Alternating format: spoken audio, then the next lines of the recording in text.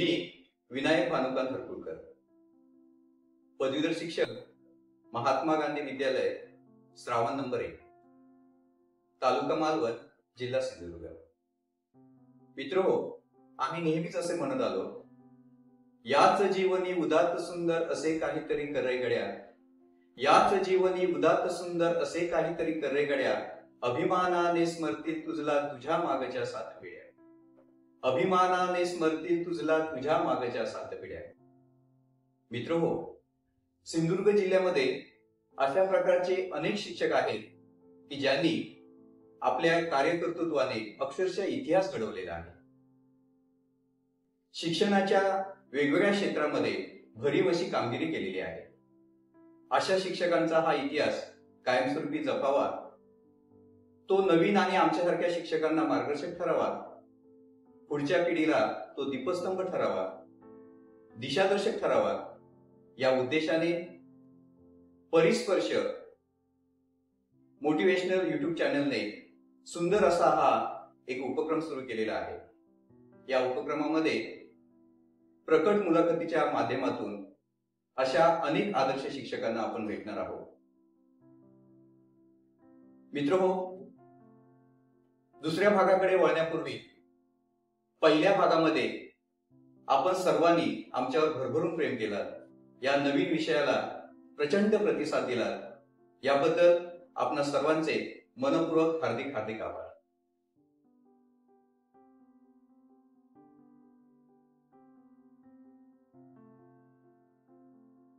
ही संकल्पना मांडणारे आदरणीय विनायक तांबे, परिस्पर्श मोटिवेशनल यूट्यूबचे संचालक, यांचे देखील या ठिकाणी मी आभार मानतो आणि प्रकट मुलाखत घेण्यासाठी त्यांनी माझ्यासारख्या शिक्षकाला ही संधी दिली, त्याबद्दलही त्यांचे मनापासून आभार मानतो। मित्रो, आज आपण अशा एका अलौकिक परिसराला भेटणार आहोत, ते म्हणजे विद्यार्थ्यांना उद्देशून बाबासाहेब म्हणाले होते, विद्या हे असे शस्त्र आहे, त्याने केलं तर लोकांचं भलंही होतं, नाहीतर लोकांचे गळेही कापले जातात। परंतु मी असे म्हणतो, ही विद्या कशावर अवलंबून आहे? ज्याचे शील पवित्र त्याची विद्या पवित्र। बाबासाहेब पुढे म्हणतात, माझ्या समाजातील विद्यार्थी हा गुणवान नसला तरी चालेल, पण तो शीलवान असला पाहिजे। तो सुशिक्षित नसला तरी चालेल, मात्र तो सुसंस्कृत असला पाहिजे। अशा प्रकारचे विचार ज्यांनी आपल्या आयुष्यामध्ये कायमच जपण्याचा प्रयत्न केला आणि असे संस्कारक्षम विद्यार्थी घडविण्याचा प्रयत्न केला, ते म्हणजे माननीय गौतम तांबे सर। शहाणपणाचे दुसरे नाव म्हणजे माननीय गौतम तांबे सर। बुद्धीचा खरा कस म्हणजे माननीय गौतम तांबे सर। तंत्रशुद्ध खो खो खेळातील यशस्वी कोच म्हणजे माननीय गौतम तांबे सर। मित्रहो, राखेतून जन्म घेऊन उंच आकाशात भरारी घेणारा फिनिक्स पक्षी आम्ही नाही पाहिला, मात्र शून्यातून विश्व निर्माण करणारा एक अवलिया मात्र पाहिला, आणि ते म्हणजे माननीय गौतम तांबे सर।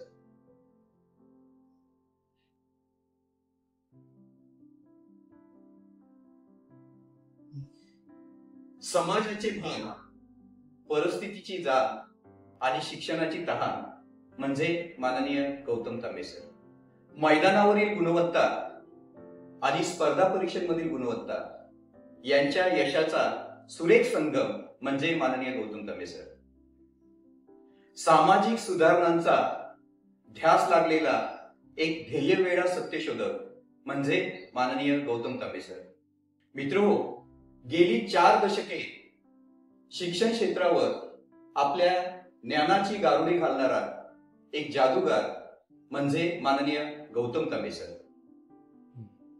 वडिलांच्या प्रेमापासून बालपणीच पोरका झालेला एक मुलगा मात्र पुढे जाऊन अनेकांसाठी मायेचा ओलावा बनतो, ते म्हणजे माननीय गौतम तांबे सर।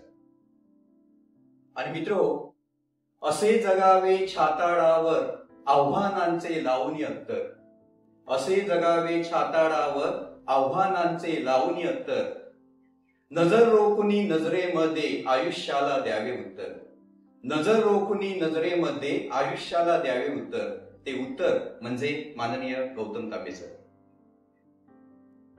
मित्रो, आज ज्यांच्या परिस्पर्शाने तुमच्या आमच्या सर्वांच्या जीवनाचे सोने होणार आहे, त्यासाठी आपल्याला प्रेरणा मिळणार आहे, ते आहे माननीय गौतम नारायण तांबे सर.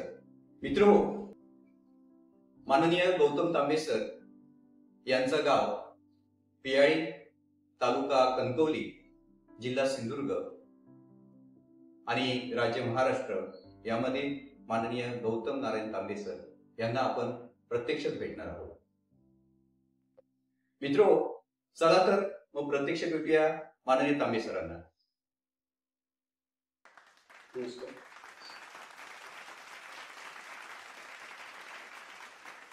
मित्रो, सरांना भेटण्याचं आणखी एक वैशिष्ट्य ते म्हणजे 31 जानेवारी 2025 रोजी सर वयोमान परत्वे सेवानिवृत्त झालेले आहेत. तर सर, परिस्पर्श या मोटिवेशनल युट्यूब चॅनलवर आपलं सहर्ष स्वागत.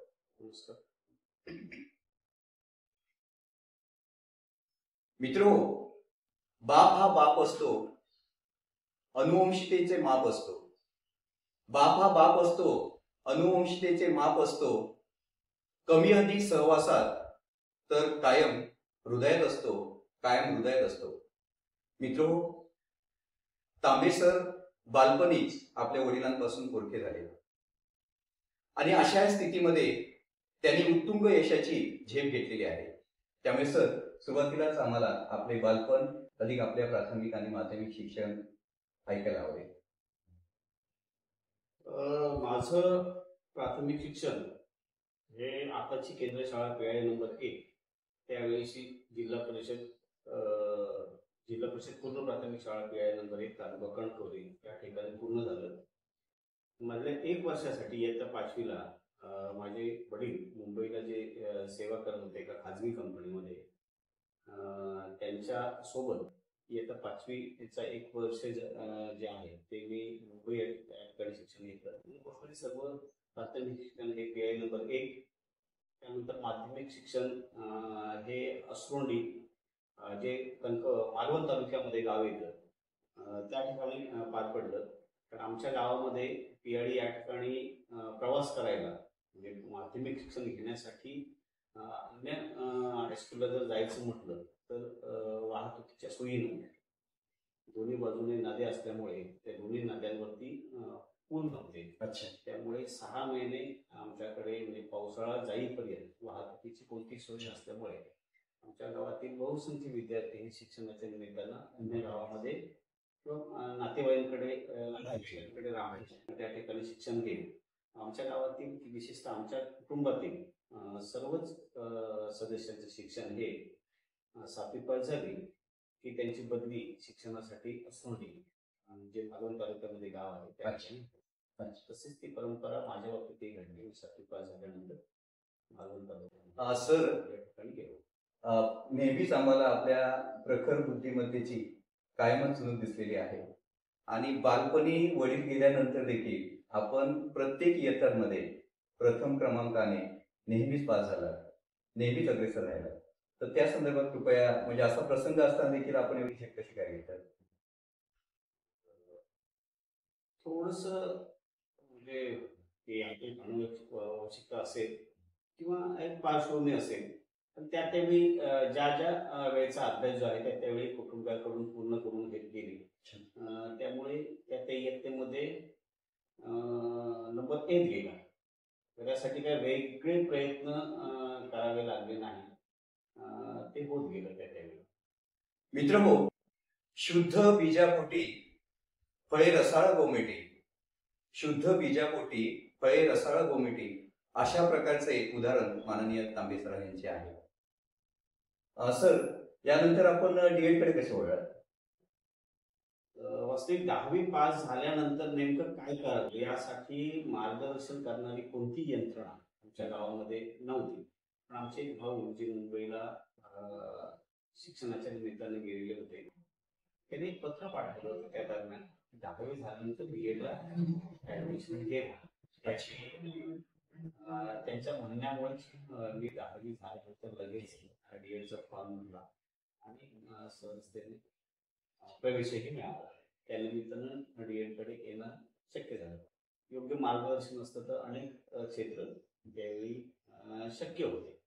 त्यावेळी 10वीचे निकाल हे फार कठीण लागायचे. अशा काळामध्ये अन्य ठिकाणी प्रवेश करणं त्या काळामध्ये शक्य होतं, परंतु त्यांनी मार्गदर्शन केलं डीएडला करावं, डीएड करावं. मित्रो, सरांचं डीएड झाल्यानंतर एक वैशिष्ट्यपूर्ण असा प्रसंग घडला की ज्या दिवशी रिझल्ट लागला त्याच दिवशी एका माध्यमिक हायस्कूलवर त्यांना संधी मिळाली. सर, तो प्रसंग आम्हाला जरा ऐकवा. डीएडचा निकाल ज्या दिवशी लागला त्या दिवशी निकाल आणायला मी जरा उशिराच कॉलेजवरती पोहोचलो होतो. तर त्यावेळी त्या ठिकाणचे असलेले प्राचार्य माननीय श्री शिंदे सर हे मला म्हणाले की आजच कसाल हायस्कूलमध्ये भरती निघाली, विभागाच्या इंटरव्ह्यूज आहे, तुम्ही जाणार आहात का? तर मी होय म्हटल्यानंतर त्यांनी मला सगळं सहकार्य केलं, सर्टिफिकेट्स वगैरे दिलं आणि मला तात्काळ त्या ठिकाणी इंटरव्ह्यूला पोहोचू शकते. आणि मग त्या ठिकाणी सरांच्या आग्रहामुळे त्या ठिकाणी गेलो. मला विश्वास नव्हता की एवढ्या झटपट हे सगळं सहजतेनं पोहोचेल, पण त्यांचा आग्रह आणि त्या ठिकाणी मिळालेली यश यामुळे त्या इंटरव्ह्यूला मी एक 42 विद्यार्थी त्या ठिकाणी उपस्थित होते. तर त्यातून माझी नेमणूक झाली. तर ती मला वाटतं तेव्हा 19 वर्ष असेल, 19-20 वर्ष.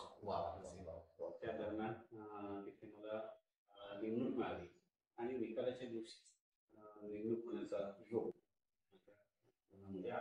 सर, मात्र आजची जी बदललेली स्थिती आहे, परिस्थिती आहे, सगळ्याच बाबतीत जी स्पर्धा आहे, साधारण आपली ही जी वेळ आहे ते 1986च्या दरम्यानची वेळ आहे. तर त्यावेळेचा इंटरव्ह्यू आणि त्यावेळेची स्थिती किंवा त्यावेळेची परिस्थिती एकंदरीत काय तुम्ही अनुभवलं?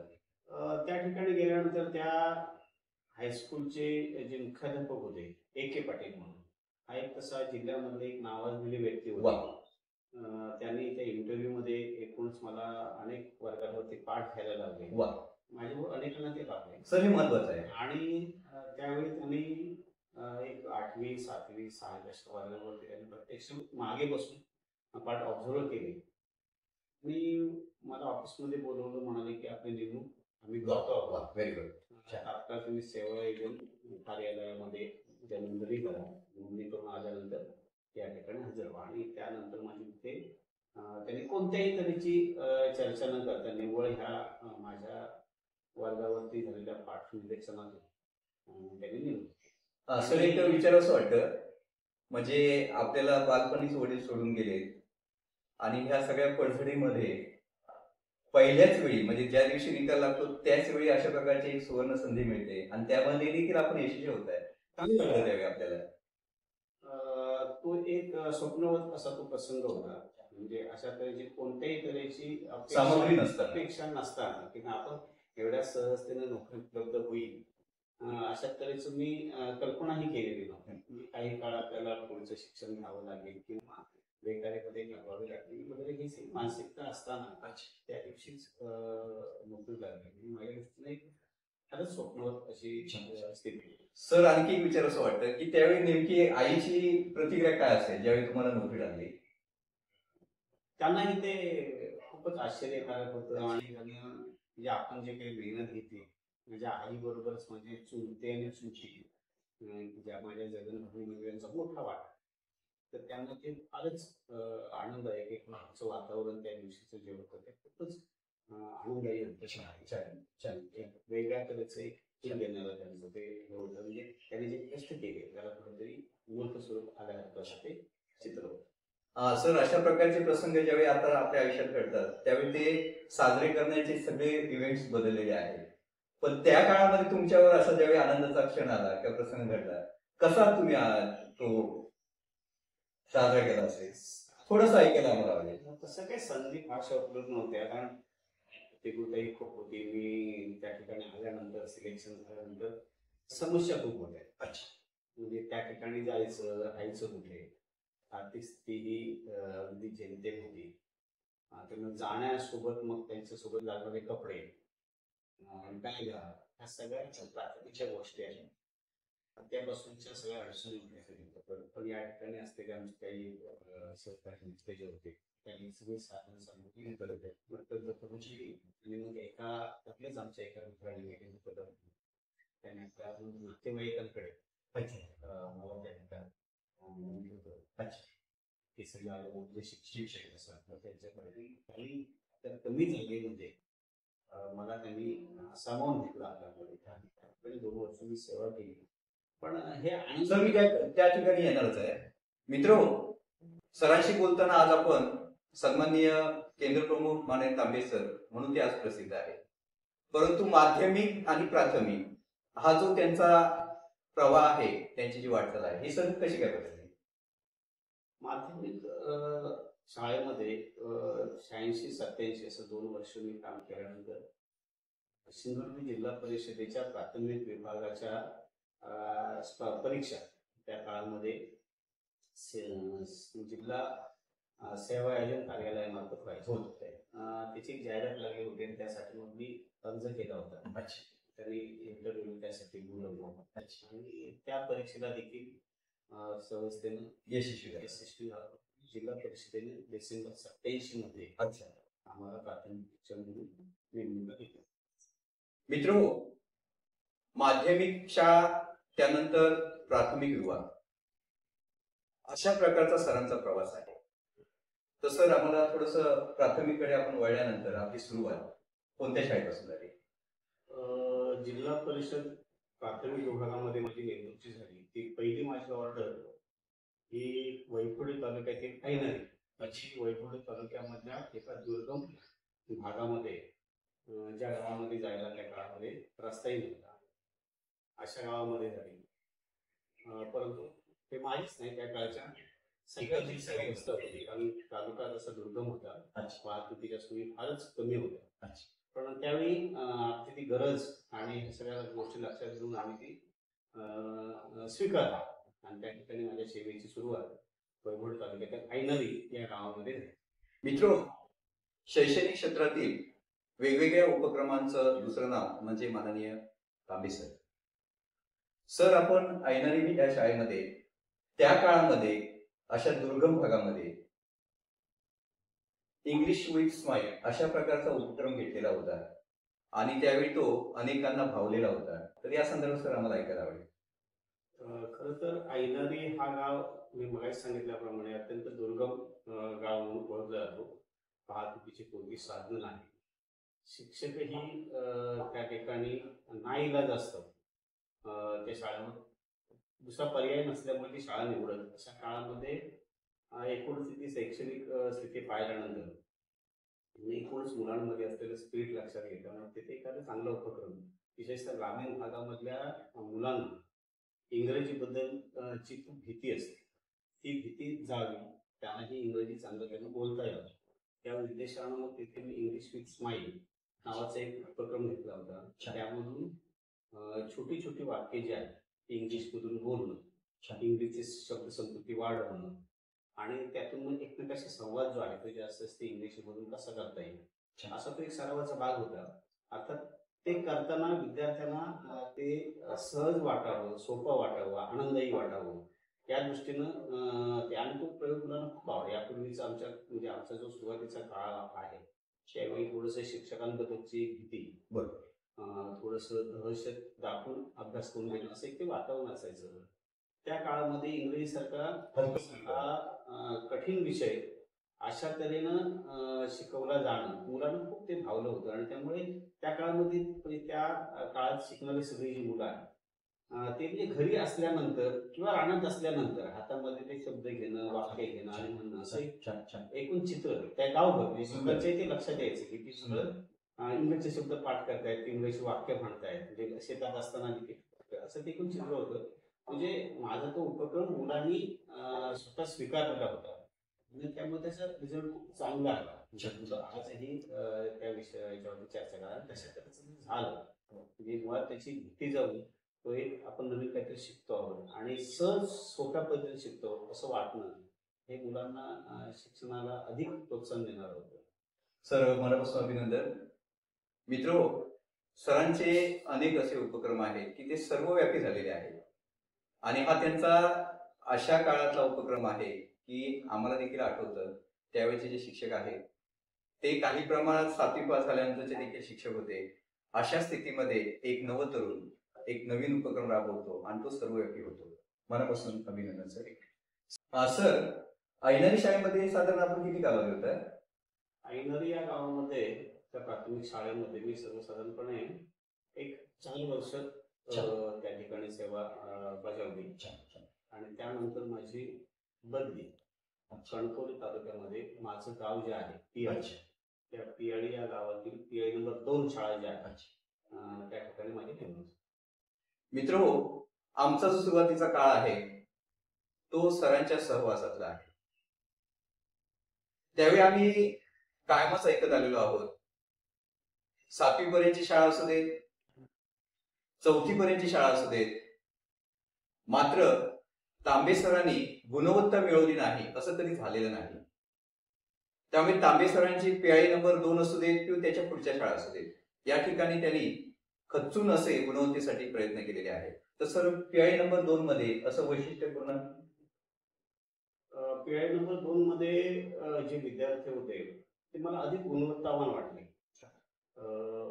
खूप चांगला प्रतिसाद मुलांना, विशेषतः वाचन, लेखन वगैरे ज्या गोष्टी आहेत त्यामध्ये मुलांची गुणवत्ता खूपच चांगली होती. त्यातली काही मुलं ही तेव्हाची शिष्यवृत्ती परीक्षा ही 4थी मध्ये व्हायची. त्या 4थी शिष्यवृत्ती परीक्षेमध्ये बऱ्यापैकी पहिले 2 वर्ष ही बऱ्यापैकी मेरिटच्या जवळपास प्रत्यक्ष मेरिट मिळालं नाही, पण 3ऱ्या वर्षी तिथला सुनील होळकर नावाचा एक विद्यार्थी जिल्ह्यामध्ये मला वाटते 20च्या आत नंबर घेऊन जिल्ह्यामध्ये तो मेरिटला आलेला. अभिनंदन सर, छान. मित्रो, बऱ्याच वेळा आपली जातीय संवर्गाची चर्चा ही नेहमी समाजामध्ये होत असते. त्याचबरोबर भौगोलिक अडचणीच्या परिस्थितीची देखील चर्चा होत असते. मात्र ह्या सगळ्या मर्यादा तोडणारे म्हणजे माननीय गौतम तांबे सर. कुठल्याही परिस्थितीतून विद्यार्थी आला तरी त्याला कसं घडवायचं हे शिकावं तर तांबे सरांकडून. तांबे सर, पियाळी 2 नंबर शाळेनंतर आपली वाटचाल कशी काय होती? पियाळी शाळा नंबर 2 या शाळेमधून माझी बदली पुन्हा एकदा आंबाळे धनगरवाडा या वैभवडी शाळेतील वैभवडी तालुक्यातील शाळेमध्ये झाली. त्या ठिकाणी मला जेमतेम 1 वर्ष काम करता आलं आणि लगेच तिथून माझी मग पदवीधर शिक्षक म्हणून नेमणूक वैभवडी तालुक्यातील मांगवली नंबर 1 या गावामध्ये झाली. त्यामुळे आंबाळे धनगरवाडा या शाळेमध्ये फार सेवा करता आली नाही. जेमतेम 1च वर्ष आम्हाला सेवा करता आली. प्रभावशाली मांगवली नंबर 1 इथे पदवीधर शिक्षक म्हणून. सर, अगदी आपण मुख्य मुद्द्याकडे आलेले आहात. मित्रो, तुमच्यासाठी माझ्यासाठी तांबे सरांचं आणखी विस्तारलेलं जे रूप आहे हे आम्हाला मांगवली नंबर 1 ह्या शाळेवरती पाहायला मिळालं. म्हणजे घड्याळ हातात असू देत की नसू देत, पण घड्याळाकडे न बघणारा असा एक वेगळा आसामी शिक्षक म्हणजे माननीय तांबे सर. मित्र, तुम्हाला सांगायला आनंद होतोय, तांबे सरांची मांगवली ही शाळा ज्यावेळी सिंधुदुर्ग जिल्हा परिषदेचा बालकला क्रीडा महोत्सव ज्यावेळी सुरू झाला त्यावेळी सलग 3 वर्ष खो खो सारख्या खेळामध्ये हॅट्रिक मिळवणारे कोच म्हणजे माननीय तांबे सर. सर, हे आपल्याला ऐकायला आवडेल. खरं तर जिल्हा परिषदेने एक अभिनव असा उपक्रम त्या काळामध्ये राबवला होता. 98-99 असेल त्या दरम्यान. आणि त्यांनी ही जिल्हा परिषदेच्या वतीनं मुलांच्या क्रीडा कौशल्याला संधी द्यावी, पण त्याचबरोबर त्याच्या वैचारिक गुणवत्तेची परत व्हावी या दृष्टीनं तो कला, क्रीडा आणि ज्ञानेन होणार अशा तऱ्हेचा तो उपक्रम राबवला होता. पहिल्याच वर्षी म्हणजे वास्तविक त्या काळामध्ये वैभवडी तालुका हा अत्यंत दुर्लक्षित आणि थोडासा दुर्गम असा तालुका असल्यामुळे नेहमी दुर्लक्षित राहिलेला. पण पहिल्याच क्रीडा स्पर्धेमध्ये आम्ही मानगवलीच्या वतीनं जेव्हा खेळायला गेलो तेव्हा त्या विद्यार्थ्यांनी तिथे खो खो असेल, रनिंग असेल किंवा रिले असेल अशा ह्या खेळामध्ये खूपच चांगलं कौशल्य त्या ठिकाणी दाखवलं आणि वैपुरी तालुका या जिल्हा स्पर्धेमध्ये चॅम्पियन होईल एवढे यश त्यांनी मिळवलं. त्या यशामध्ये मांगोली नंबर 1चा फार मोठा वाटा होता. की त्यांचा एकूण खेळ बघून त्यावेळेचे शिक्षण अधिकारी त्या पहिल्या स्पर्धेमध्ये एवढे प्रभावित झाले होते की त्यानंतरच्या प्रत्येक वर्षी ते असे पर्याय ज्यावेळी तिथे जिथे सभा त्यांच्या होत त्या त्या ठिकाणी ते मागवली आणि त्यांच्या एकूण मुलांच्या खेळाचं कौशल्य जे आहे त्याचा उल्लेख ते प्रत्येक सभेमध्ये करत. सर, हा एक खरंच साहेबांकडून नेहमी तुमची वाहवाह होती, आम्ही ऐकलेला आहे आणि हा खरा आपला पुरस्कार आहे. सर, ह्या सगळ्या वाटचालीमध्ये एक वर्ष ठीक आहे, पण सलग काही वर्ष आपण त्या ठिकाणी जिल्ह्यामध्ये सातत्याने विजयी होणं यासाठी जे प्रयत्न करावे लागले त्याच्याकडे आपण कसे पाहताय? खरं तर आम्ही सलग 5 वर्ष यश मिळवलं मांगोलीमधून जिल्हा चॅम्पियन. त्या काळामध्ये सुरुवातीस बरीच वर्ष वैभव तालुका चॅम्पियन असायचा. तर खो खोच्या सुरुवातीला मी माझ्या साताई जिल्ह्यामध्ये खो खो खेळलेलो असायचो. परंतु त्या शाळेत गेल्यानंतर मी स्वतःने त्याच्यावर आमचे सहकारी शिक्षक जे आहेत त्यांचे योगदान देखील दुर्लक्षण चालणार आहे. त्या काळात निर्मळ जीवन बळगी नावाचा एक नुकतीच सेवा सुरू झालेला शिक्षक जे खगोल होता त्याची त्या खेळामधलं असलेलं कौशल्य हे सगळ्यांचं निरीक्षण करून ह्या दळवी हे जे शिक्षक होते ते फार पुढे असायचे नाही, ते फार गुजरे असल्यामुळे लांब राहायचे, पण त्यांचं कौशल्य सगळं लक्षात घेऊन त्यातून आम्ही काही शिकून त्यांच्याकडून मग ते विद्यार्थ्यांमध्ये उतरवून त्या बाबतीत थोडस म्हणजे नेमकं जिल्हा स्पर्धेमध्ये अन्य संघाचे खेळाडू कोणत्या तऱ्हेचा खेळ खेळतात त्याला आपण पर्याय काय दिला पाहिजे अशा तऱ्हेची व्यूहरचना करून आम्ही संघ तयार करायचो आणि त्याला फार चांगलं यश मिळायचं. आणि त्याला कारण पण होतं की त्या ग्रामीण भागामध्ये मुलं जे आहेत त्यांचा स्टॅमिना त्यांच्यामध्ये असलेले ताकद हे जे आहे हे गुण त्यांना खूप चांगलं होतं. त्यांना फक्त एक त्यातलं कौशल्य जे आहे ते जर दाखवलं तर ते बाकी गोष्टी त्या करणार होते. त्यामुळे यश मिळत गेलं. मित्र, सातत्याने आम्ही म्हणत आलो सिंधुदुर्ग जिल्हा परिषदेचा बालकला क्रीडा व ज्ञानेमी होणार हा महोत्सव आहे. हा माननीय अशोकराव इंगवले साहेबांच्या सुपीक बुद्धिमत्तेतून बाहेर आलेला आहे. आणि असं असताना इंगवले साहेबांची शाबासकी म्हणजे फार मोठं बक्षीस आणि ती सातत्याने तांबे सरांना मिळालेली आहे. पण त्याचबरोबर आणखी एका नावाकडे दुर्लक्ष चालणार नाही, ते म्हणजे त्यावेळीचे तत्कालीन गट शिक्षणाधिकारी माननीय मंजुरकर साहेब. हे मंजुरकर साहेब देखील सातत्याने शाबासकीची थाप तांबे सरांच्या पाठीवर देत राहिले. सर, ते पण ऐकायला ना आम्हाला. खरं तर माझा एक स्वभाव असा होता की अधिकारी आणि पदाधिकाऱ्यांपासून नेहमी दूर राहायचं. बरोबर. परंतु मागवली शाळेकडून सातत्यानं जिल्हा स्पर्धेमध्ये असेल किंवा नवोदय परीक्षा असेल किंवा स्कॉलरशिप परीक्षा असेल त्यामध्ये सातत्याने विद्यार्थी गुणवत्ता जी आहे ती नजरेत भरण्या एवढी निश्चितपणे होती. काही वेळा विज्ञान प्रदर्शनामध्ये नंबर असेल, विज्ञान प्रदर्शनाच्या वक्तृत्व स्पर्धेमध्ये नंबर हे त्या मांगोली शाळेतून सातत्याने विद्यार्थी यशस्वी होत होते. त्यामुळे आपणच मंजुरकर जे आमचे शिक्षण अधिकारी त्या साहेबांचं लक्ष आमच्या शाळेकडे आणि त्याने मग त्या सर्व आमच्या शिक्षकांना नेहमीच प्रेरित म्हणजे आमच्या अडीअडचणी लक्षात घेतल्या आणि शाळेतून जी गुणवत्ता विद्यार्थी काय होत आहे त्यांनी त्यांचं प्रोत्साहन द्यावं यासाठी ते सातत्याने प्रयत्न करत असतात. आणि नेहमीच आमच्या अडचणीसाठी ते धावून आले. सध्या आम्ही जिल्हा स्पर्धेला मुलं जेव्हा नेत होतो तेव्हा ते विद्यार्थी कुठे उतरले त्या काळामध्ये प्रवासाची साधनं फार कमी होती. त्यामुळे जेव्हा स्पर्धेला जायचो तेव्हा आदल्या दिवशी जायचं, स्पर्धा संपेपर्यंत त्या ठिकाणी मुक्काम करायचे, अशी सगळी जी स्थिती असायची. त्या काळामध्ये मंडुरकर साहेब स्वतः म्हणजे आमच्यापेक्षा येऊन त्या ठिकाणची व्यवस्था राहणार असतील तर त्या विद्यार्थ्यांची व्यवस्था, शिक्षकांची व्यवस्था सगळ्या जातीने त्यामध्ये लक्ष देईल. जेव्हा चॅम्पियनशिप असेल किंवा कुठलं बक्षीस घ्यायचं असेल तर ते तालुक्याचं बक्षीस घेताना सातत्याने मांडवली शाळेतल्या शिक्षकांनी आपल्यासोबत ते पेजवर उपस्थित ठेवलं. त्या पद्धतीनं त्याच्या योगदानाची दखल त्या त्या स्तरावरती ते नेहमी घेत असत आणि असे पालन करणारे गट शिक्षकांनी व्हेरी गुड. मित्र, मैदानावरील गुणवत्ता आणि स्पर्धा परीक्षेमधील गुणवत्ता, मग त्यामध्ये शिष्यवृत्ती असेल, नवोदय असेल, आणि ह्या यशाचा सुरेख संगम म्हणजे माननीय तांबे सर. सर, हे कसं काय तुम्हाला जमत होतं? त्या वेळेची आपण कशा प्रकारे या ठिकाणी नियोजन करत होता?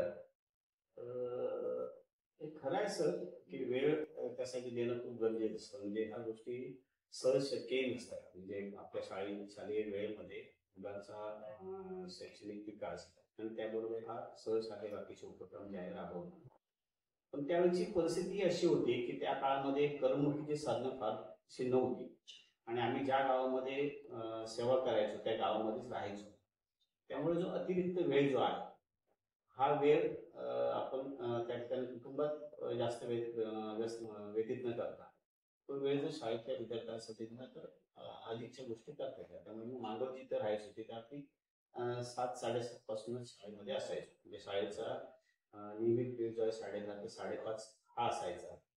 पण तिथं दुसरी आणि कोणतीच सोयी नसल्यामुळे किंवा कोणती अन्य वेळ घालवण्यासाठी किंवा व्यतीत करण्यासाठी साधन नसल्यामुळे मग तो वेळ आम्ही शाळेतच खर्च करायचो. सकाळी शाळेचं मांडणं त्यात 9 वाजल्यापासून मग विद्यार्थ्यांचे वर्ग घेणं, ज्या काळामध्ये स्पर्धा असतील त्या काळामध्ये मग क्रीडा विषय सराव, या सगळ्या गोष्टी त्या काळचा जो पुरेसा वेळ आम्हाला उपलब्ध होता तो सर्व वेळ विद्यार्थ्यांसाठी खर्च करायचा. आणि त्या गावाचं एक वैशिष्ट्य असं होतं की बाजूला 5 शाळा होत्या. संध्याकाळी 5:30 झाली की सर्व शाळांचे शिक्षक हे मुख्य शाळेकडे यायचे आणि मग त्या ठिकाणी मग एकत्र शिक्षक बसणे, चर्चा करून, शैक्षणिक चर्चा करून, विषयी चर्चा करून आणि विद्यार्थ्यांचे शिक्षकांची टीम चांगली होती. मग आमच्या सहकारी टीम मुंबई असतील, श्रीकांत सुतार नावाचा माझा एक तरुण मित्र की ज्यांना आम्हाला खूप सहकार्य प्रत्येक उपक्रमामध्ये सहकार्य केले. ते असेल गळगी असतील, त्या ठिकाणी आणखी नसलेले शिक्षक असतील, विजय कदम नावाचा एक शिक्षक त्या ठिकाणी ज्येष्ठ शिक्षक प्रोत्साहन अशा एक शिक्षकांची मोठी टीम.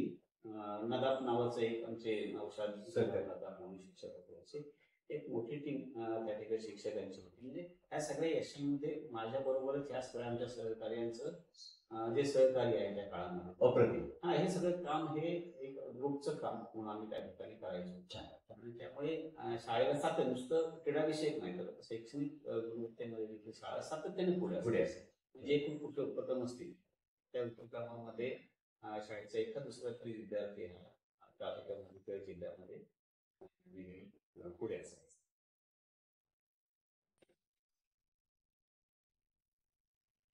मित्र, ज्यावेळी आपल्याला यश मिळतं त्यावेळी बऱ्याच वेळा ते एकाधिकारशाहीकडे जात असतं. मात्र तांबे सरांच्या बाबतीत हे असं कधी दिसलं नाही, घडलं नाही.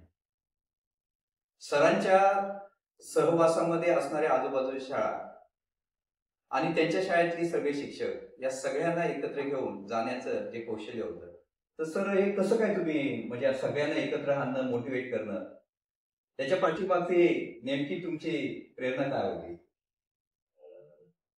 साधी सोपी गोष्ट असते सर की प्रत्येकामध्ये एक प्रवृत्ती असते की थोडस इतरांपेक्षा आपण काहीतरी वेगळं करावं, चांगलं करावं.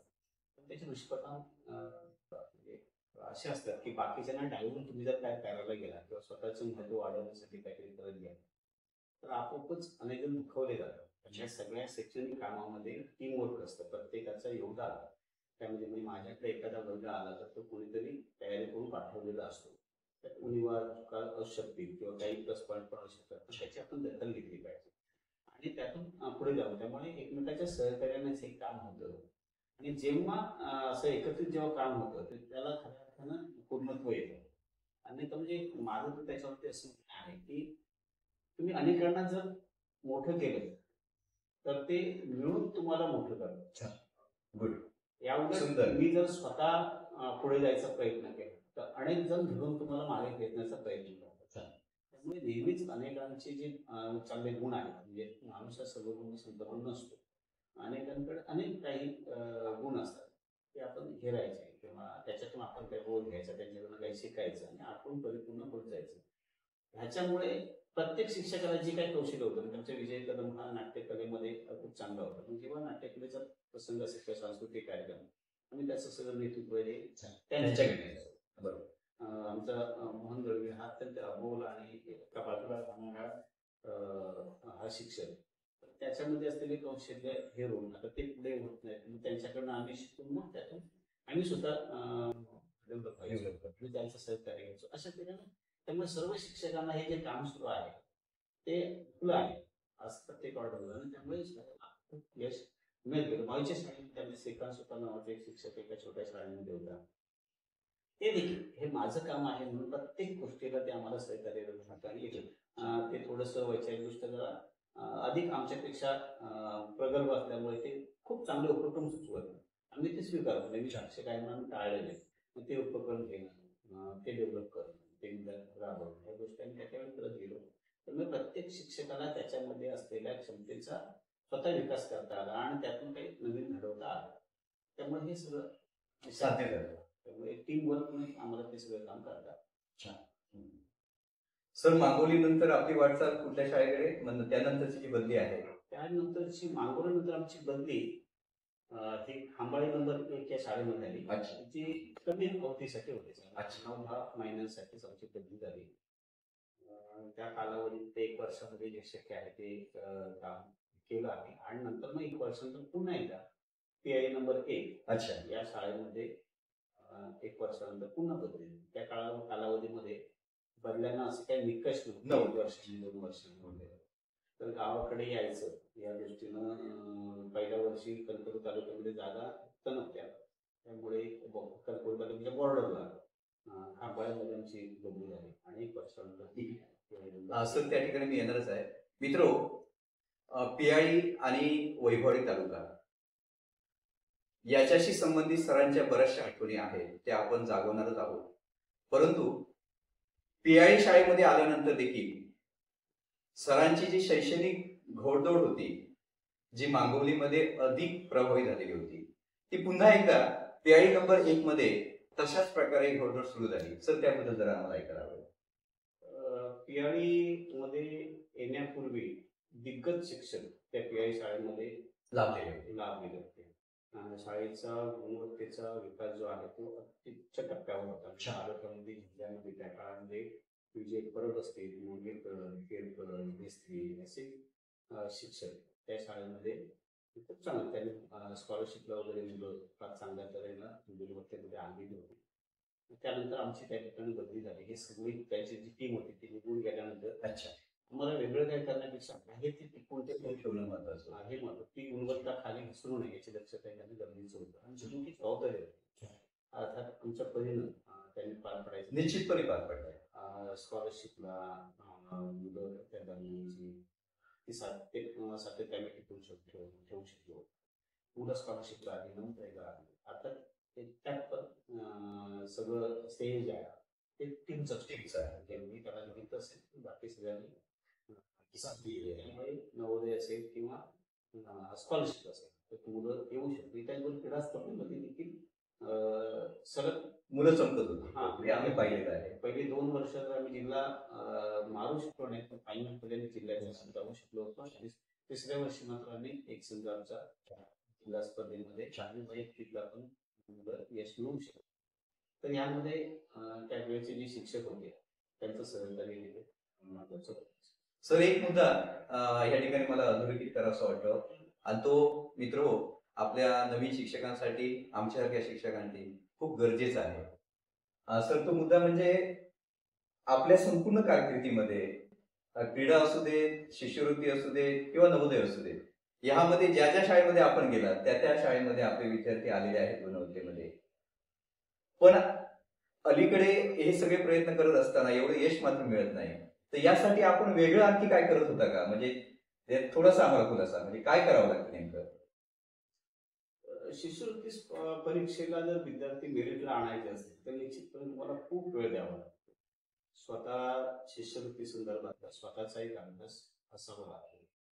शिष्यवृत्ती गणित असेल, बुद्धिमत्ता असेल किंवा अन्य विषय असेल, नुसतं एक पाठ्यपुस्तकाचं अध्यापन पुरेसं नाही. त्यासाठी त्याच्या त्या त्या समजून घेणं आणि कमी वेळेमध्ये त्याची उत्तरं कशी शोधावी, विशेषतः प्रश्न वाचणं, समजून घेणं, हे जे कौशल्य आहे. उत्तर नंतर पण प्रश्न समजून घेतानाच विद्यार्थी चुका करतात, तो समजून घेणं. त्यासाठी तुम्हाला खूप वेळ द्यावा लागतो. अच्छा खूप प्रश्नपत्रिका सोडवून घ्याव्या लागतात. अच्छा त्यासाठी तुम्हाला शालेय वेळेच्या बाहेर खूप वेळ द्यावा लागतो. त्यासाठी वेळ देणं गरजेचं. अलीकडच्या काळामध्ये विद्यार्थी गुणवत्तेमध्ये येत नाही. जे येतात ते कर्मचाऱ्यांचीच मुलं असतात. म्हणजे कर्मचाऱ्यांच्या मुलांचं प्रमाण गुणवत्तेमध्ये येण्याचं जास्त आहे. तिथल्या कष्टकऱ्यांच्या, शेतकऱ्यांच्या, कामगारांच्या, विद्यार्थ्यांचं गुणवत्तेमध्ये येण्याचं प्रमाण अलीकडच्या काही वर्षांमध्ये खूप कमी आहे. बरोबर आहे. असं माझे बरोबर आहे. आकलन आहे. तर त्याला कारण हे आहे की त्यासाठीचा वेळ देणं. पूर्वी शिक्षक त्या त्या गावामध्ये मुक्कामाला थांबत, त्यामुळे शाळेच्या बाहेरचा जो वेळ आहे तो विद्यार्थ्यांसाठी खर्च करणं शक्य होतं. आता गाड्या आल्या, साधनं आली, रस्ते आले, त्यामुळे शिक्षकांचं म्हणजे शाळेच्या वेळेच्या बाहेर शाळा संपली की प्रत्येकजण आपापल्या गाडीवर शहराकडे निघून जातो. त्याचं परिणाम असं होतं की शालेय वेळेत जे काही अध्यापनाचं काम होतं तेवढंच सध्या काम होतं. त्याच्या बाहेर वेळ देता येत नाही आणि पर्यायानं विद्यार्थ्यांना पुरेसं न्याय मिळत नाही. विद्यार्थ्यांची गुणवत्ता विद्यार्थ्यांना नाही का आता आहे. पूर्वी जशी होती तेवढीच आज ही गुणवत्ता आहे. ग्रामीण कष्टकरी विद्यार्थ्यांकडे पण ती आहे. पण त्यासाठीचा अतिरिक्त वेळ देणं सध्या शिक्षकांना शक्य नसल्यामुळे ग्रामीण भागातले जे विद्यार्थी आहेत ते गुणवत्तेमध्ये दिसत नाही. आता तो जर वेळ दिला तर विद्यार्थी निश्चितपणे गुणवत्तेचे. खूप चांगला संदेश सरांनी या ठिकाणी दिलेला आहे. मित्रो, तो काळ छडी बसे छमछम विद्या येई घमघम असा तो काळ होता. परंतु सर, आपण क्रीडा क्षेत्रामध्ये, गुणवत्तेच्या क्षेत्रामध्ये चमकदार कामगिरी केली. पण अगदी आम्ही जवळून पाहिलेलं आहे की अशा प्रकारची वेळ, धाक दाखवण्याची वेळ, शिक्षा करण्याची वेळ आपल्यावर कधीही आलेली नाही. आपण हे सगळं प्रेमाने हाताळत होत आहे. तर या पाठीमागचं कौशल्य नेमकं काय होतं? सुरुवातीच्या काळात थोडंसं आम्ही पण त्या मानसिकतेचे होतं की मुलांमध्ये एक दहशत निर्माण केली तर अधिक चांगल्या प्रकारे ऐकतात. पण काही अनुभवातून पुढे पुढे आम्ही पण एक त्याच्यामध्ये काय म्हणतो ते शिकत गेलं.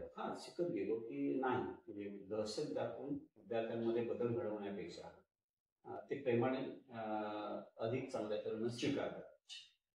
बुद्धाचा एक संदेश आहे, जग हे प्रेमाने जिंकता येईल. तर त्या दृष्टीने विद्यार्थ्यांमध्ये जर आपलेपण निर्माण केलं तर विद्यार्थी अधिक चांगल्या तऱ्हेनं ते स्वीकारतात आणि मग आपल्याला अपेक्षित जे बदल आहेत ते आपण घडवून आणू शकतो. त्यामुळे विद्यार्थ्यांमध्ये जाणून त्याला समजून घेणं, त्याच्या अडचणी समजून घेणं, ह्या जर गोष्टी केल्या तर कठीण कठीण गोष्टी देखील आपण त्याच्याकडून घडवू शकतो. आणि असे खूप अनुभव आहेत. त्या ठिकाणी सगळं सांगू शक्य नाही, पण चांगला प्रतिसाद म्हणजे माझा एकूण शैक्षणिक कार्याचा जो अनुभव आहे तो खूप या गोष्टींचा खूप पॉझिटिव्ह आहे. सर, त्या ठिकाणी मी येणार आहे. सर, कटुता आणि कठोरता याच्यामध्ये जमीन आसमानचा फरक आहे. आपण काही वेळा कठोर झाला, पण विद्यार्थ्यांच्या बाबतीत, आपल्या सहकारी शिक्षकांच्या बाबतीत आणि एकंदरीत सगळ्या समूहाच्या बाबतीत कटुता आपल्यामध्ये कधी जाणवली नाही. तर हा नेमका फरक काय आहे? या क्षेत्रामध्ये आपण आलो विद्यार्थी गुणवत्तेचा, त्यानिमित्ताने एकमेकाशी संबंध येतो, शिक्षकांशी संबंध येतो. त्यामुळे त्या क्षेत्रासंदर्भातल्या काही अडचणी असतील तर त्या संदर्भातले मतभेद असू शकतात, कळतात. पण ते दीर्घकाळ टिकण्यासाठी वैयक्तिक तुमचं एक हितसंबंध जे आहे ते अडचण येण्याचे किंवा त्यामुळे बिघडण्याचं काही कारण असण्याचं ते पटत नव्हतं. तर त्या ठिकाणी काही गोष्टी आपण स्पष्ट शब्दात सांगितलेल्या आहेत. पण हे होताना वैयक्तिक ते दुखवले जाऊ नये याची आपण नेहमीच काळजी घेतलेली आहे, नेहमीच काळजी घेतली. आणि त्यामुळे अजूनपर्यंत रिलेशन आपण मेंटेन एकमेकांशी करू शकतो. त्यातून काही वेळा कळत नकळत काही गोष्टी राहूनही गेल्या असतील तर ते नकळत पूर्ण, पण शक्यतो जास्तीत काळजी घेणं शक्य आहे तेवढे घेण्याचा प्रयत्न केला. असं याच दरम्यान आपल्या ही कार्याची जी उभारी आहे त्या दरम्यान आपल्याला जिल्हा परिषदेचा पुरस्कार मिळालेला आहे. जिल्हा परिषदेने आपल्याला पुरस्कार दिलेला आहे. तो पण एक प्रसंग थोडासा आम्हाला सांगा. खरं तर पुरस्कार घ्यावे ही मानसिकता माझी तेव्हाही नव्हती आणि आजही नाही. पण त्या काळामध्ये म्हणजे वास्तविक जिल्हा आदर्श पुरस्कार मिळवण्यासाठी जे निकष आहेत त्यामध्ये निकष 15 वर्षाचे आहेत. 15 वर्षानंतर ते दिले जातात सर्वसामान्यांना. पण त्या काळामध्ये एकूणच मांगवली शाळेमध्ये आम्ही काम करत होतो. शाळेचे एकूणच शैक्षणिक गुणवत्तेमध्ये झालेली प्रगती किंवा क्रीडा विषयक क्षेत्रामध्ये असलेली प्रगती लक्षात घेता त्यावेळेचे गट शिक्षण अधिकारी माननीय श्री मुदुटकर त्यांनी एक दिवशी आम्हाला स्टाफला बोलवून घेतलं आणि मग त्यांनी आग्रह केला की यावर्षीचा आदर्श पुरस्कारासाठी तांबेचा प्रस्ताव करा. तर आम्ही सुरुवातीला नकार देत होतो, पण नाही म्हणत माझा आग्रह आहे तुम्हाला करावंच लागेल. आणि मग त्यांच्या आग्रह असतो आम्ही तो प्रस्ताव केला आणि यश मिळते त्यावर्षीचा 2000चा जिल्हा आदर्श पुरस्कार त्या काळाचा आम्हाला मिळतो. मित्र जसं समाज हा शिक्षकावरती उभारत असतो तसाच समाज हा कार्यकर्त्यांच्या प्रयत्नांवरती त्यांच्या श्रमांवरती उभारत असतो. सरांची आपण आदर्श शिक्षक आदर्श केंद्र प्रमुख रूप पाहिलेलं आहे, परंतु अशी त्यांची वेगवेगळी रूपं आहेत. त्यातलंच एक रूप म्हणजे सर अंधश्रद्धा निर्मूलनाचे देखील त्यावेळी कार्यकर्ते होते आणि त्यांनी चांगल्या प्रकारे काम उभं केलेलं होतं. सर याबद्दल ऐकायला मला आवडेल. थोडस घरामध्ये चुलते हे या संदर्भात लहानपणापासून ते आमच्यावर कळत नकळत संस्कार करत होते किंवा ते त्यांच्या बोलण्यातून वागण्यातून कळत नकळत संस्कार होत होते की एकूणच समाजामध्ये असलेली जी अंधश्रद्धा आहे,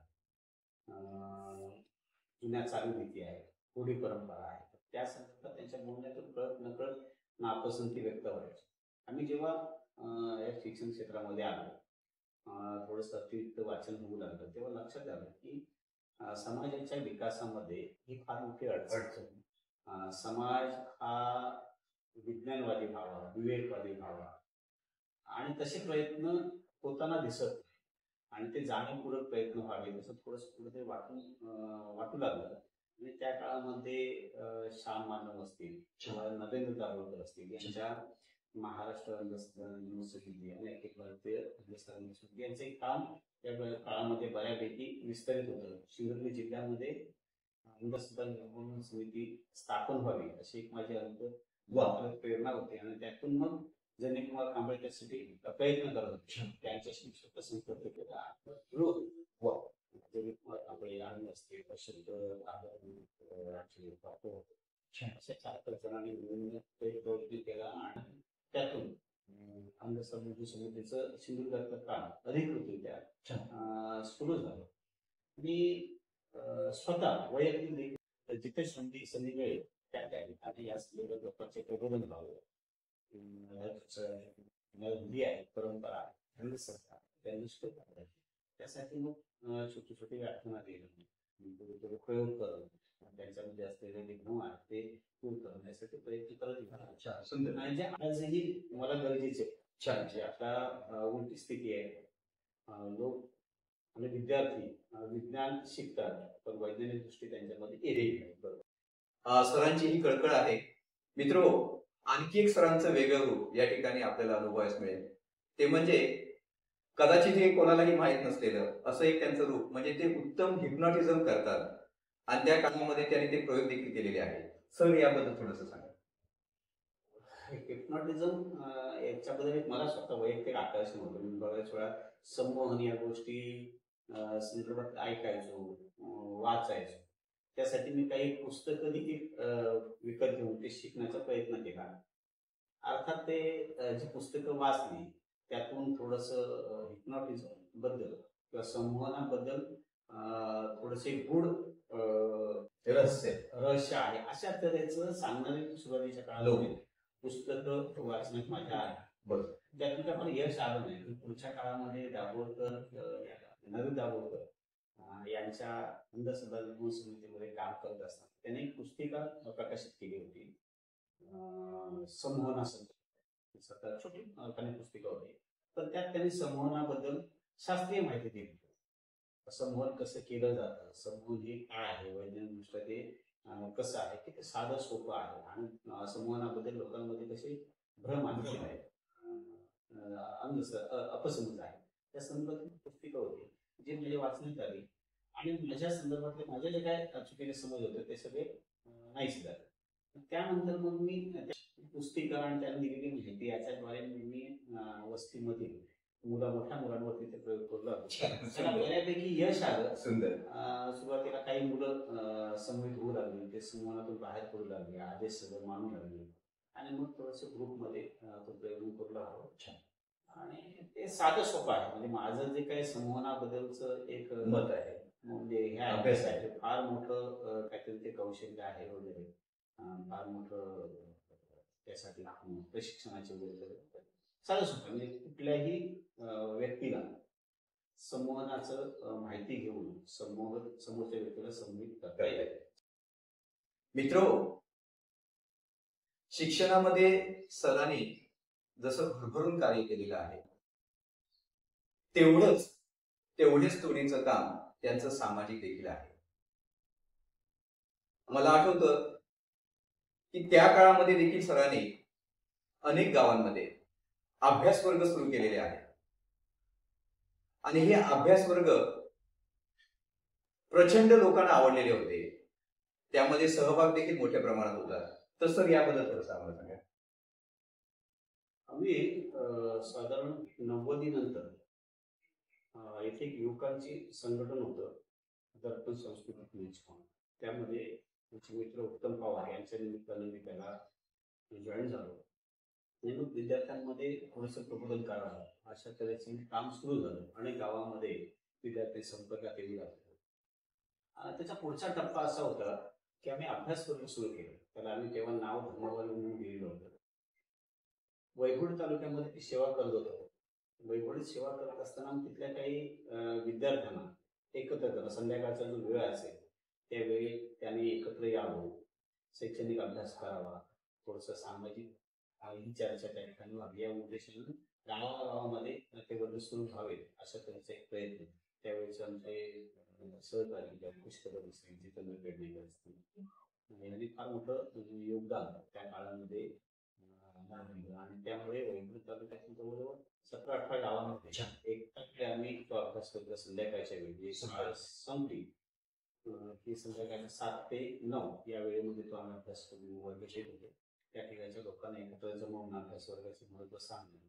तिथे विहार आहे बुद्ध विहार, त्या विहारामध्ये त्यांना बसवणं आणि त्याचं एक नियोजन करतो. तिथलाच कुठेतरी शिकलेले जे विद्यार्थी आहेत 10वी 12वी किंवा उच्च शिक्षित जे आहेत त्यांना त्या ठिकाणी शिक्षक म्हणून त्याची निवड करून त्यांना नेमकं काय घ्यायचं हे सांगणं आणि मग बाकीच्या गोष्टी ते करत होते असं. आणि मग संध्याकाळच्या आम्ही त्या गावातून मग पुढच्या गावात असे फेऱ्या मारत ते चालू आहे त्यांनी बघत होतो.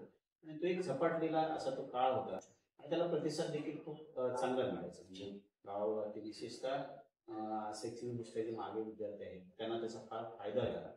विद्यार्थ्यांमध्ये अभ्यासाबरोबरच सामाजिक विषयांची जी जाण आली पाहिजे ती त्या निमित्तानं देता आली आणि त्या काळात ते खूप चांगलं काम होतं आणि ते अनेकांना भावणार होतं. मित्र, शिक्षक हा समाज घडवणार माननीय गौतम तांबे सर यांच्यासारखे असे आदर्श शिक्षक आहेत की ते आजही समाजामध्ये पायरोवून आहेत. मित्र, सामाजिक, सांस्कृतिक, शैक्षणिक या बाबतीत समाज पुढे जावा या दृष्टीने देखील सरांनी प्रचंड प्रयत्न केलेले आहेत आणि त्याकडे थोडंसं आपण वळूया. सर, साधारण 94च्या दरम्यान आपण एका तरुण सांस्कृतिक मंडळ संघटनेचे अध्यक्ष पण राहिलेले आहात. तर दर्पणच्या बाबतीत आपली जी वाटचाल आहे तर त्यानंतरची जी देखील आपली सामाजिक वाटचाल आहे ही अद्भुत आहे. तर ही सुरुवात आपली कशी काय झाली? म्हणजे शिक्षकी पेशा सांभाळून आपण सामाजिक संघटनांमध्ये देखील वेळ द्यावा, नेतृत्व द्यावं, हे कठीण आहे. हे कसं काय आपण साध्य केलं?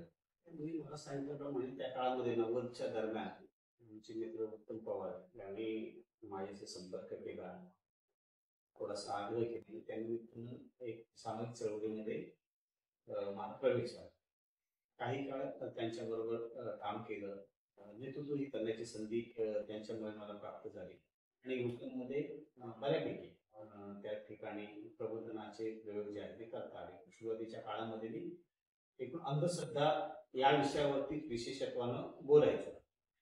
पुढच्या काळामध्ये संघटने संदर्भातले काही मर्यादा वगैरे ह्या लक्षात आल्यानंतर त्यातून मग आपण सत्यशोधक चळवळीमध्ये जॉईन झालो आणि सत्यशोधक चळवळीच्या सत्यशोधक विद्यार्थी संघटना ही विद्यार्थ्यांच्या शैक्षणिक आणि एकूणच सामाजिक परिवर्तनासाठी काम करत होतो की जी जात जाती व्यवस्था वर्ग व्यवस्था आणि स्त्रीदश या पैलूंवरती काम करत होतो.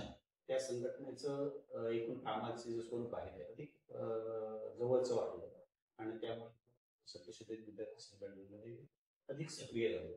तो अद्यापही काम करतो. सध्या ह्या विषयावरती मी विशेषत्वानं प्रबोधनासाठी किंवा तरुणांमध्ये या संदर्भातली माहिती देणं यासाठी किंवा अनेक लढे जे आहेत आणि या संदर्भात अनेक ठिकाणी जे जाती व्यवस्थेसंदर्भात असतील किंवा वर्ग व्यवस्थेसंदर्भात किंवा स्त्री पुरुष समानते संदर्भात असतात त्यासाठी प्रबोधन त्यामध्ये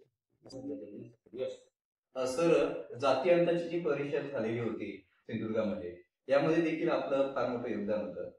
तर ती जी कन्सेप्ट आहे किंवा अशा प्रकारची परिषद घेण्याची जी मानसिकता आहे ती कशी काय आपल्याकडे आली?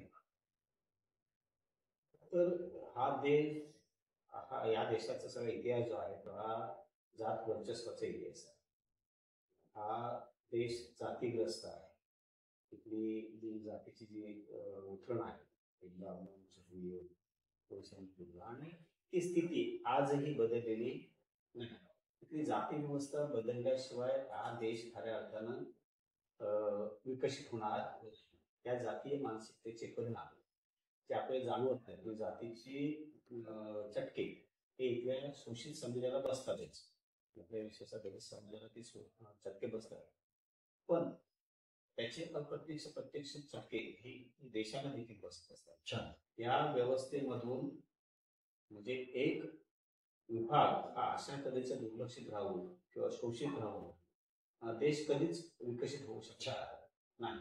देश खऱ्या अर्थानं जर विकसित करायचा असेल तर सगळ्यांना समान पातळीवरती आणणं गरजेचं आहे. आणि ती व्यवस्था अद्यापही या देशामध्ये विकसित झालेली नाही. आजही इथली सगळी साधन साधनं उत्पन्नाची सगळी साधनं असतील किंवा ज्यातून वर्चस्व निर्माण करता येईल अशी सगळी साधनं ही मूढपणाच्या आजही हातात आहे. बरोबर. आणि इथला दलित शोषित समाज हा नेहमीच मागे राहील, दुर्लक्षित राहतो.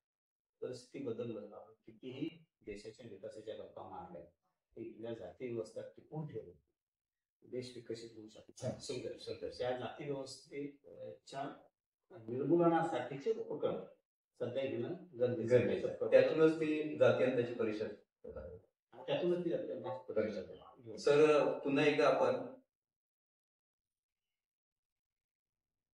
मित्र हो, जिच्या हाती पाण्याची दोरी ती जगा उधारी असं म्हटलं जातं. महात्मा ज्योतिराव फुले हे देखील म्हणतात, एक स्त्री शिकली तर ती 100 शिक्षकांच्या जोडीचे एक कार्य करते. तर सर, आपण स्त्री दास्याकडे आणि स्त्रियांच्या बाबतीत स्वातंत्र्याकडे आपण कसे पाहतात?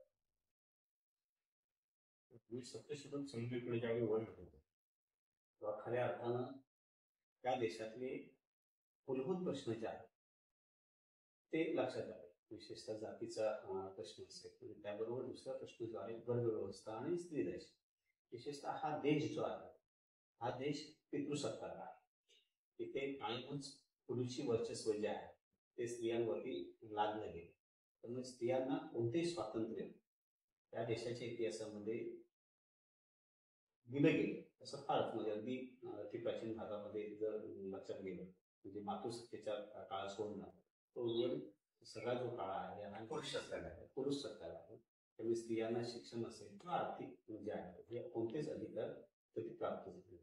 तर त्या दृष्टीनं महात्मा फुलेंचं जे काम आहे त्या काळामध्ये स्त्रियांना शिक्षणासाठीचा प्रयत्न करणं, उच्चवर्गीयांच्या वर्चस्वाला झुगारून घेणं, स्त्रियांना शिक्षण प्रक्रियेमध्ये आणणं, त्यांना शिक्षिका म्हणून नेमणूक दिलेली आपल्या पत्नीच्या निमित्तानं किंवा फातिमा शेख सारख्या मुस्लिम स्त्रीला शिक्षक म्हणून नेमणूक दिली हे क्रांतिकारक होतं. आणि त्यानंतर शिक्षण प्रक्रियेमध्ये स्त्रियांचा प्रवेश झाला. पण त्यासाठी मोठं काय म्हणतो मोठं मोठा संघर्ष त्या काळामध्ये महात्मा फुले आणि त्यांच्या कुटुंबियांना करावा. याच ही स्थिती बदललेली नाही. आजही स्त्रियांच्या बाबतीत खऱ्या अर्थानं स्त्री पुरुष समानता आली असं म्हणण्यासारखी स्थिती नाही. अगदी आपल्या प्रत्येकाच्या वर्तणुकीमध्ये पुरुष सत्ता नेहमी डोकावत असते.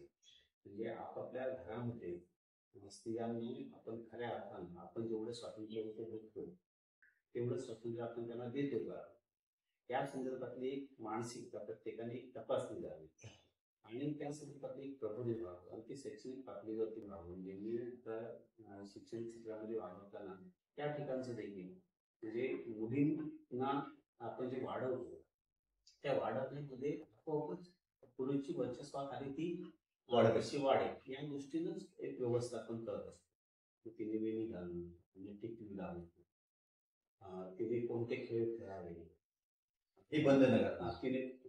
तिने कोणत्या तऱ्हेच्या हालचाली कराव्या, तिने किती हसावं, किती मोठ्याने हसावं, वडीलधाऱ्याच्या समोर तिने कसं चालावं, अशा तऱ्हेचे कळत नकळत प्रशिक्षण ती स्त्री म्हणून, आणि स्त्री ही दुय्यम आहे म्हणून तिने कसं वागलं पाहिजे अशा तऱ्हेची बंधनं आपण तिला लहानपणापासून ते प्रशिक्षण घराघरामध्ये आणि शाळेमध्ये देत असतो. स्त्री म्हणून तिचं स्वतंत्र व्यक्तिमत्व घडवण्यासाठी जे प्रयत्न झाले पाहिजे ते होताना दिसत नाहीत आणि ते कळत नकळत त्यासाठी आपण आग्रही आहे. आग्रही असलं पाहिजे आणि त्याचं एक प्रबोधनाचं जो कार्यक्रम आहे तो स्वतंत्रपणे व्हावा, की स्त्रियांना स्वतंत्रपणे विचार करता यावा, स्वतंत्रपणे मुक्तपणे वावरता यावं, तिच्या विचारांना पक्षांना एक योग्य स्पेस मिळावा. बरोबर, ते अद्यापही दिलं जातं आणि स्त्री स्वातंत्र्या संदर्भातल्या कन्सेप्ट स्त्रियांच्याही क्लिअर नसल्यामुळे आहे त्याच्यात आम्ही मुलींना स्वातंत्र्य देतो असं म्हणून हा विषय नेहमी दुर्लक्षित केला जातो. माझं म्हणणं आहे की देशाच्या विकासासाठी जाती व्यवस्था नष्ट केली पाहिजे, त्याचबरोबर स्त्रियांना पूर्णपणे स्वातंत्र्य दिलं पाहिजे. 1970 ते नष्ट केली पाहिजे आणि त्यासाठीच प्रबोधनाची फार गरज आहे. अलीकडच्या काळामध्ये त्याच्यावरती जास्त लक्ष केंद्रित केलेलं आहे आणि जिथे शक्य आहे तिथे या काम केलं पाहिजे. त्यामध्ये स्त्रियांच्या प्रबोधनापेक्षा पुरुषांच्या प्रबोधनाची जास्त गरज आहे. आणि या स्त्रीच्या पारतंत्र्यातून किंवा पुरुषसत्ताक मानसिकतेतून स्त्रियांचं जेवढं शोषण होतं तेवढंच शोषण पुरुषांचं देखील होतं, की जे आपल्या लक्षात येतं. पुरुषी वर्चस्व टिकून ठेवण्यासाठीच्या त्याला ज्या तडजोडी कराव्या लागतात की त्या वर्चस्वामध्ये राहण्यासाठी ते प्रयत्न करावे लागतात आणि त्यात यश आलं नाही तर मग जे नैराश्य येतं त्या नैराश्यातून आपल्या तरुणांचं जे खच्चीकरण ते प्रचंड आहे. आणि त्या गोष्टीनं स्त्रियांबरोबर पुरुषांचं देखील त्या स्त्री पुरुष समानतेमध्ये प्रबोधन आहे की ते वेगळे प्रबोधन घ्यावं असा सध्या प्रयत्न सुरू आहे. मित्रांनो, सरांचं दुसरं एक रूप आपल्याला पाहायला मिळालं ते म्हणजे स्त्री स्वातंत्र्याचे पुरस्कर्ते. या निमित्ताने सर सेवानिवृत्त झालेलेच आहेत आणि यासाठी आणखी अधिक वेळ या कार्यासाठी ते निश्चितपणे देतील अशी आशा व्यक्त करतो.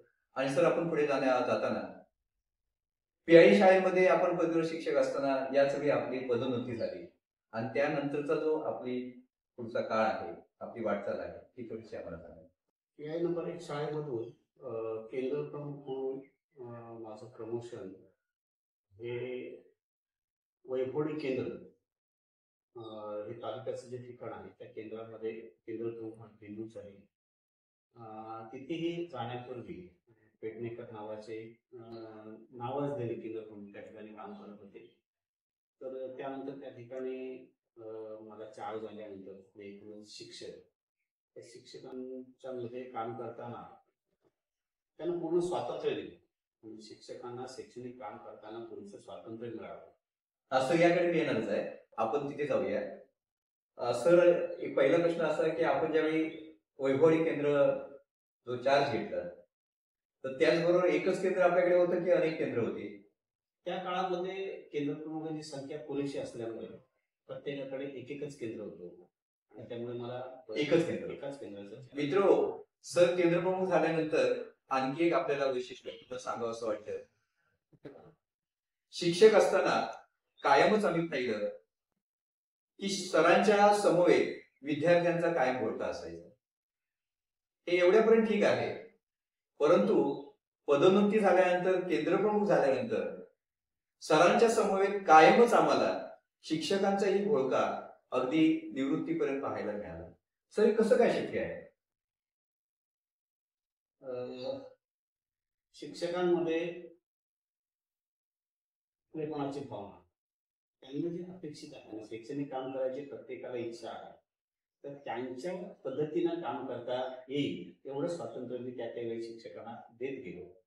आणि मग त्यांना जे काही उपक्रम राबवायचे असतील, काही प्रयोग करायचे असतील, ते प्रयोग करायचं स्वातंत्र्य मिळालं तर कुठलाही शिक्षक त्या आनंदाने करतो.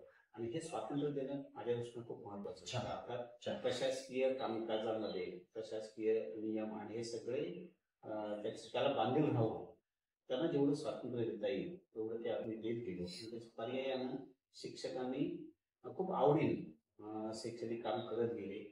आणि विशेषत्वानं केंद्रामध्ये असलेले शिक्षक जे आहेत त्यांच्या एका सहविचाराने, सामंजस्याने काही आम्ही नवीन उपक्रम राबवत गेलो. आणि त्यामुळे त्या केंद्रातील सर्व शिक्षकांना आपण एकत्र काम करतो, आपण एक सहकुटुंब आहे असं त्यांना ते वाटत गेलं. आणि म्हणजे मी 2016ला ते केंद्र सोडून अन्य केंद्रामध्ये आलो. पण तेव्हाचा जो ग्रुप आहे, तेव्हा आम्ही त्या ग्रुपला एक नाव दिलं होतं, हम साथ साथ है. तो आजही तो जो ग्रुप आहे तो आजही जिवंत आहे. आजही ते एकत्र येतात, सहली करतात, कुठला कार्यक्रम असेल तर एकत्र येऊन साजरा करतात. अर्थात त्या सर्व शिक्षकांची त्यांची मानसिकता आणि एक त्या कारणीभूत आहे. पण तो जो ग्रुप आहे तो अशा त्यांना एक जीव झालाय की आज म्हणजे 1 पासून त्या 24 पर्यंत जवळजवळ 16 वर्ष आज तो ग्रुप तसंच. तर त्याचं कारण असं की त्यांना त्यांच्या ज्या इच्छा आहेत शैक्षणिक काम राबवण्याच्या त्याला दिलेलं स्वातंत्र्य. मित्रो, संघटन कौशल्य म्हणजे यशाचा सुखर मार्ग, आणि ते नेमकेपणाने तांबे सरांनी पकडलेलं आहे, घेतलेलं आहे. लोरे केंद्र असू दे की वैभववाडी केंद्र असू दे, या दोन्ही केंद्रामध्ये केंद्रप्रमुख झाल्यानंतर त्या त्या शाळांनी प्रचंड असं यश मिळवलेलं आहे. तर ह्या यशाकडे सर आपण कसं पाहताय? त्याचं उत्तर सर अगोदरच आलंय की त्याच्याकडे जे जे कौशल्य आहे ते विकसित करणं, याच्याकडे जे नाही त्याचं विकसित करण्यासाठी बाकीच्यांनी सहकार्य करणं अशी भूमिका घेतल्यामुळे ते शिक्षक निश्चितच प्रेरणादायी आहे आणि यातून आपल्याला बरंच काही शिकायला मिळेल. मित्र, सध्याच्या शिक्षणाचा जो फास्ट प्रोग्राम आहे यामध्ये पर्यवेक्षण यंत्रणा आणि प्रत्यक्ष काम करणारा फील्ड वर्कर म्हणजे शिक्षक यावेळी बरीचशी कुचवणा होताना दिसते. आणि या ठिकाणी डिप्रेशनचा जो सध्याचा शिक्षकांचा भाग चाललेला आहे, अशा पद्धतीने डिप्रेशन मध्ये जाताना बरेचसे शिक्षक आपल्याला पाहायला मिळतात. मात्र तांबे सरांच्या केंद्रप्रमुख पदाच्या नेतृत्वाखाली कायमच खुसखुशीत वातावरण, मैत्रीपूर्ण वातावरण आणि कोणत्याही प्रकारचं टेन्शन नसणारं वातावरण हे बऱ्याच शिक्षकांकडून ऐकायला मिळालं. तर हे सर्व वेगळेपण आपल्या कामामध्ये पाहायला मिळालं. माझं पर्यवेक्षक यंत्रणेमध्ये काम करतानाचा माझा मुख्य उद्देश हा होता की विद्यार्थी गुणवत्ता, एखादी शाळा विद्यार्थी गुणवत्ता चांगल्या तऱ्हेने देत असतील तर ह्या प्रशासकीय ज्या तांत्रिक बाबी आहेत त्या मी थोड्याशा दुर्लक्षित करत होतो. ज्या अत्यावश्यक आहेत त्या करायच्या, पण ज्या अडचणीच्या होतील शिक्षकांच्या अध्यापनासाठी ते त्यांना पुरेसा वेळ देण्यासाठी तर त्या मी कमी करत गेलो. पर्यायाने शिक्षकांना त्याचं शैक्षणिक काम करण्यासाठी पुरेसे स्पेस मिळत गेली. उगाच ह्या प्रशासकीय कामाचा बाऊ करून त्यांना त्रास देणं या गोष्टी टाळत गेलो आणि त्यामुळे शिक्षकांना ते चांगलं वाटतं. आणि त्यामुळे ते त्यांच्या आणि आमच्यावर समन्वय जो आहे तो एखादी गोष्ट एखाद्या शाळेतून नाही चालली तर त्यांना पुन्हा विनंती करणं, करण्यासाठी आग्रह करणं, तर ते करत गेलं. म्हणजे असं कधी आपण केलेल्या आग्रहामुळे किंवा विनंती केल्यानंतर प्रतिसाद मिळाला नाही असं कधी झालं नाही. ते जर कडक शब्दामध्ये सांगितलं, दुखावले जातं. ते जर आपण प्रेमाने सांगितलं तर सहजतेनं जातात. त्यामुळे माझ्या बाबतीत एखादं शैक्षणिक काम केलं ना दुर्लक्षित केलं असं कधी झालं असं कधी झालं. छान छान. मित्र, आपल्या अश्रूंचा नाश करावा म्हणजे बुद्ध तत्वज्ञानातील एक पारमिता पूर्ण केल्यासारखं आहे. सर, या निमित्ताने आपल्याकडे आपण लहान असतानाच आपले वडील आपल्याला सोडून गेले. त्यानंतरचा जो पुढचा काळ आहे, अनेक प्रसंग असे आपल्या कुटुंबावरती आले. मध्यंतरी आपली बहीण आपल्याला सोडून गेली. त्यानंतर आपले चुलते कायम आजारी असायचे. आपली आई आजारी असायची. ती देखील मधल्या कालावधीमध्ये आपल्याला सोडून गेली. आणि असं सगळं चालत असताना देखील आपला मुलगा देखील या ठिकाणी आजारी होता. तरी देखील कधीही आम्हाला तांबे सरांच्या चेहऱ्यावरती चिंता, काळजी किंवा कधी ते दुःखी आहेत असं कधी जाणवलं नाही. कायम आपण प्रसन्न मुद्रेने या सगळ्या शैक्षणिक क्षेत्रामध्ये, सामाजिक क्षेत्रामध्ये वावरत राहिल्या. हे कसं काय शक्य आहे सर?